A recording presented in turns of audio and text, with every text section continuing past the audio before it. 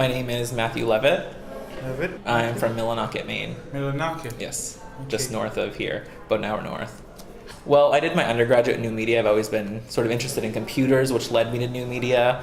And when I did my undergraduate, a lot of the things I was focusing on was sort of sociological problems and things like that, using video, web design, those sorts of things. So I liked that medium and really liked sort of the power of images to change society. So that sort of led me to do more art and join the intermediate program. So, well, it's an installation at its sort of, when you go in, you see an installation, but it really takes place in 3 different phases.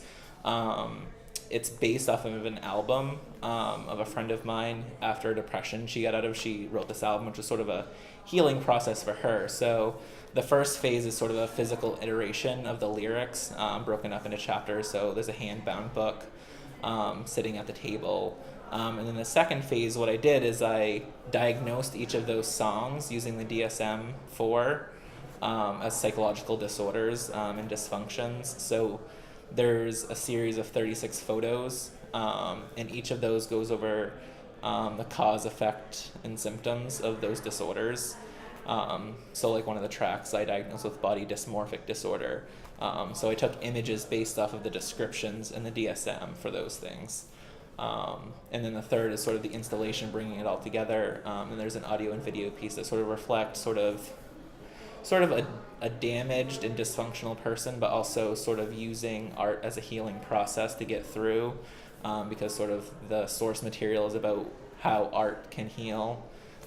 So this is sort of a reflection of sort of inside someone's mind. Yeah, I mean, a lot of that isn't transparent, sort of those phases. I hope people can see sort of some kind of interconnectivity between those things, but they do sort of serve separately and as sort of a combined effort. And I think just specifically like the book, reading the lyrics and really thinking about it, and really just getting people to ask, like, what is this about? And maybe think about, how it reflects in them.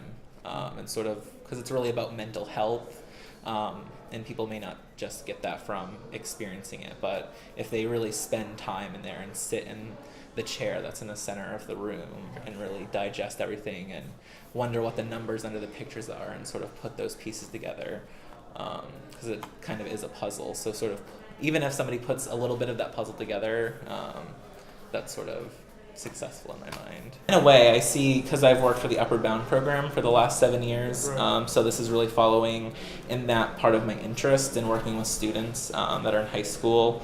And I really see my work here, how to be a creative thinker, how to problem solve, and really how to take a problem and think about it in a creative way. And I think when we're working with people, whether it's a student or just a friend or something like that, how we interact with the world, I think that art really influences that, because I see art sort of as an everyday kind of a thing, not something that's specifically special.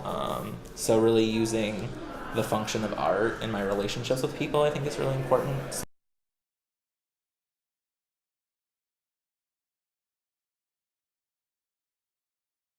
Richard Corey.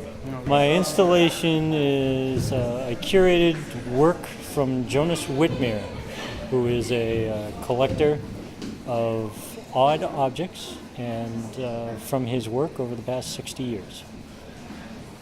For me, I think it's the idea to question what is real and what is fiction, and to look into it, to try to figure out,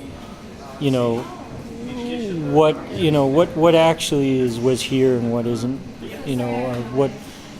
what is this guy's, imagination, and which is this guy, is actually from reality. So that's what I'm really hoping, and that seems to be the response I've been getting from people who really enjoyed it. I'll be teaching. I'm actually starting the new Innovation Communication Design program, and I'll be teaching that. That's an online program. I will be back in spring 2012, and I'm going to be teaching the collaboration class in intermediate, and which will be doing some very fun food-based stuff. So looking forward. Yeah, it's going to be a good time. Okay. Be very similar. Did you see the video running up front? You Yeah. get a chance. I'll point out to you, but there was Anki, that was our collaboration class, and then we did our own. Okay. But yeah.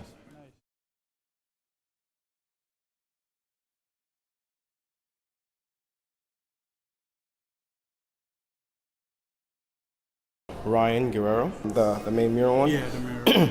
Yeah. That main mural was based on a graffiti project for community engagement, and pretty much I wanted to just show the public how graffiti can be used in a positive way throughout the community and engaging with the community members in it as well. Looking Yeah, at- I wanted to give graffiti or street art both a positive message and show that it can be used more in a positive and beautification for within the area and the environment that it's in. So, in the video there, was that you working on that mural that we see here? Yep, the video was showing just a process that not only graffitis someone can just go out there and take a spray can, but it does take a process and planning and time. After this, hopefully to expand my airbrushing business around the Bangor area, but pretty much I'd like to go into like a graphic design illustrator job. Yeah, I have a Facebook on Goose Custom Airbrushing, and I can be also followed on Twitter. Great. All All right. right. My man.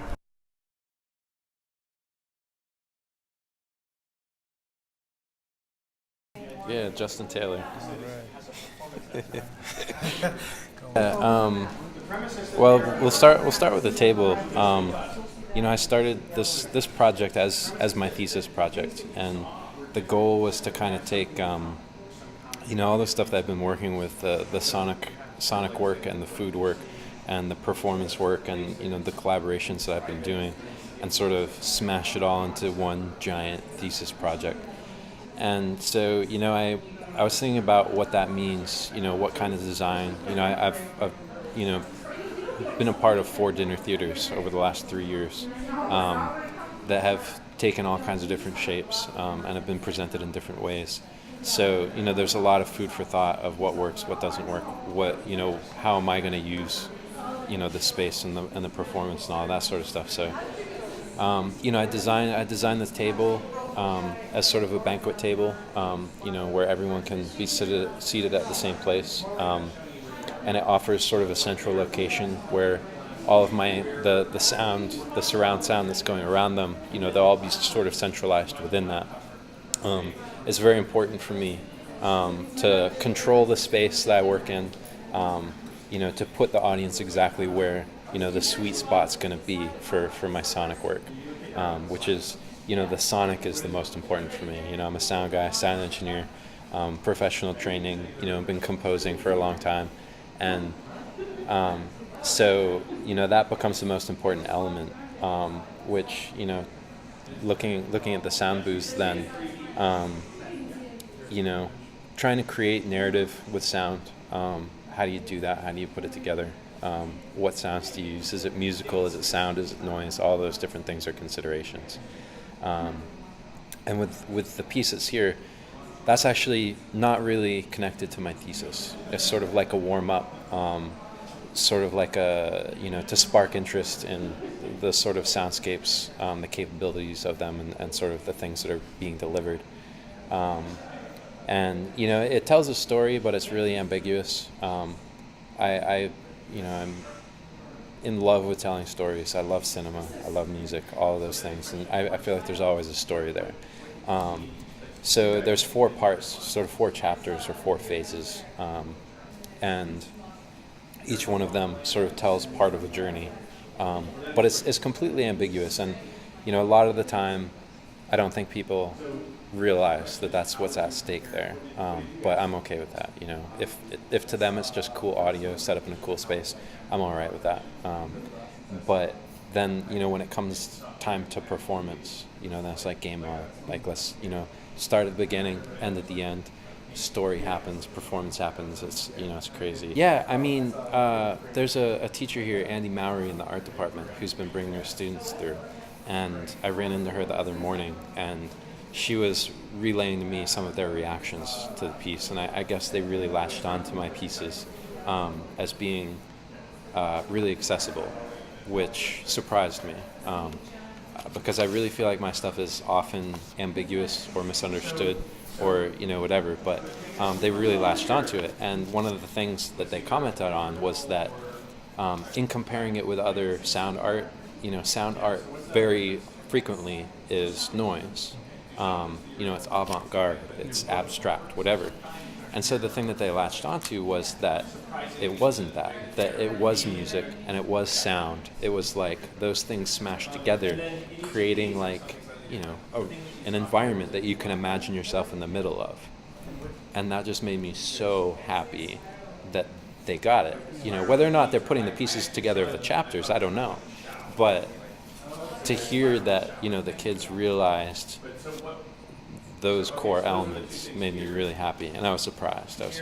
I mean, of course it feels good, when people get it and they're excited by it. But I sent, when I ran into Andy, I sent on, a write-up to her class, and I packaged up all the audio files to pass on to her kids and stuff like that.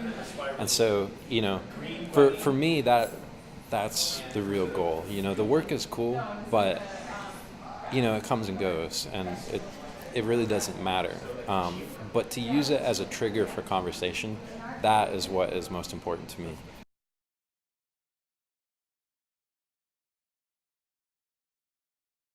Bethany Engstrom? Sure. Well, the title of the piece is The Unheimlich Mist, called Hill Fog, and it's basically looking at a space that I experienced on top of a mountain when it was just covered with fog. And once I got off the ski lift, I was enveloped in this space of dense fog, and I just realized how this is such a common experience, but how many questions of the unknown it presents. I know what's in front of me, but I can't see it. So what happens when my sight is obscured like that? I'm aware of myself, but not what's in front of me. Well, I'm hoping they're getting that sensation that I experienced, and I'm hoping it presents similar questions so that people really kind of take away that when they experience similar situations. I think I've heard mostly positive, but I got that someone felt it was more of a medical sterile environment, which I thought was interesting. Not bad, but interesting.